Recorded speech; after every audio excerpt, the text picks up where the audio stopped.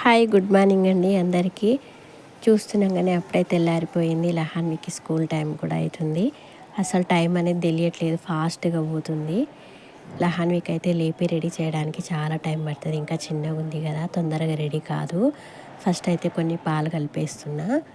లేచి fresh up అవుతుంది, వాళ్ళ డాడీ లేపారు కాబట్టి. మొహం ఒకటి కడుక్కొని పాలు తాగినాక కొద్దిసేపు రిలాక్స్ అయ్యాక స్నానం చేస్తుంది అన్నట్లు.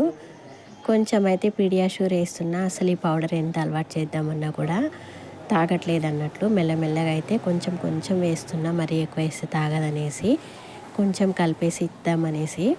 స్కూల్కి అలానే వెళ్ళిపోతుంది డైలీ ఏం తినకుండా మార్నింగ్ టైంలో. ఎందుకంటే నిద్రలో లేస్తుంది కదా, డైజెషన్ సరిగ్గా అవ్వట్లేదేమో, వామిటింగ్ చేసుకుంటుంది స్కూల్కి వెళ్ళిన తర్వాత. అందుకని ఏం తినకున్నా కూడా కొన్ని పాలన తాగిపోని అన్నట్లు పాలైతే వేడి చేసి పోస్తున్నాను. ఒక 2 డేస్ అయితే అసలు పాలు కూడా తాగలేదు, ఓన్లీ వాటర్ తాగి వెళ్ళింది. ఇప్పుడు సమ్మర్ స్టార్ట్ అయింది, అందుట్లో చిన్న పాప కదా అంతసేపు ఉండలేదు. స్నాక్స్ పీరియడ్ అయ్యే వరకు 10:30 11 అవుతుంది. అంతసేపు ఉండలేదనేసి కొన్ని పాలైతే కలుపుతున్నా. ఇన్ని పాలు తాగిపోయింటే బాగుండు అని మనసులో అదే ఫీలింగ్ తోటి అయితే కలుపుతున్నా. తను తాగిపోతే నాకు ఎంతో హ్యాపీగా అనిపిస్తుంది, ఇంట్లో పనులన్నీ చేసుకోగలను. ఏం తాగకుండా తినకుండా పోతేనేమో అదే టెన్షన్ ఉంటుంది. అరే పాప ఏం తాగలేదు కదా అని అదే ఆలోచన ఉంటుంది.